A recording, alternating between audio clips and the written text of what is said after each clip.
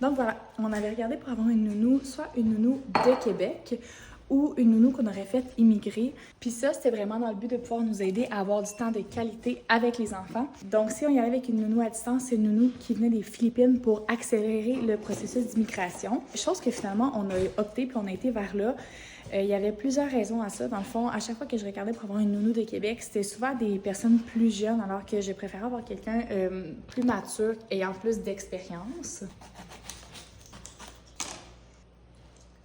On a donc décidé de faire affaire avec une agence de Montréal. C'est vraiment pratique parce qu'eux, ils s'occupent vraiment de tout le côté légal. La seule chose qu'on a dû faire, c'est passer des entrevues. Donc, j'ai passé des entrevues avec environ une dizaine de nounous. Au fond, ils font déjà ça à Hong Kong présentement.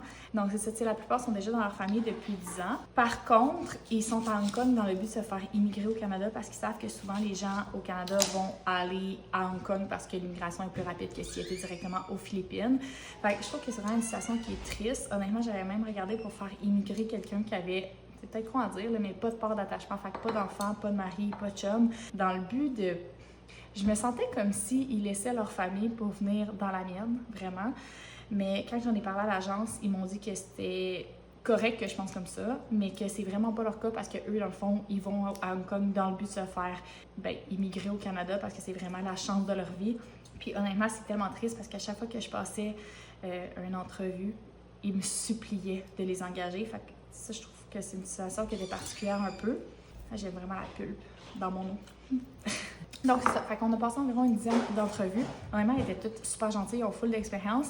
La chose qui nous a fait changer d'avis, dans le fond, choisir celle qu'on a pris, c'est parce qu'il n'y en a vraiment pas beaucoup qui ont des permis de conduire. Pas quand ils ont un permis de conduire, déjà là-bas, c'est un permis de conduire qui va être valide 6 mois quand ils vont arriver au Canada. Puis ensuite de ça, en arrivant au Canada, après 6 mois, ils doivent repasser un examen maximum pour pouvoir avoir leur permis là, à long terme ici. Puis en plus, la nounou qu'on a choisie, c'est une nounou qui donne des cours d'anglais. Fait que c'est des nounous qui parlent anglais. Il n'y en a aucune qui parle français. On en a parlé aux enfants aussi. Les enfants étaient vraiment contents. Puis ce qui m'a fait aller de l'avant, c'est quand j'en ai parlé à Liam, puis Liam me dit, c'était vraiment, honnêtement, c'était vraiment cute, ça m'a limite déchiré le cœur, mais il m'a dit « Oh maman, c'est fun, tu vas pouvoir passer plus de temps avec nous. » Fait que voilà, c'est pour ça qu'on a décidé d'aller de l'avant. Ce que ça engendre, c'est qu'il faut que la personne ait une chambre prête, évidemment avec sa propre salle de bain avant son arrivée. C'est des délais d'immigration d'environ 7 mois. Là, nous, ça fait déjà un petit bout là, que c'est enclenché, fait que techniquement, il devrait arriver en mai, mettons qu'on se dit début juin. Fait que ce que ça engendre, c'est que le sol n'est pas fini ici, fait qu'on avait décidé de refaire le sol dans le but de faire son espace.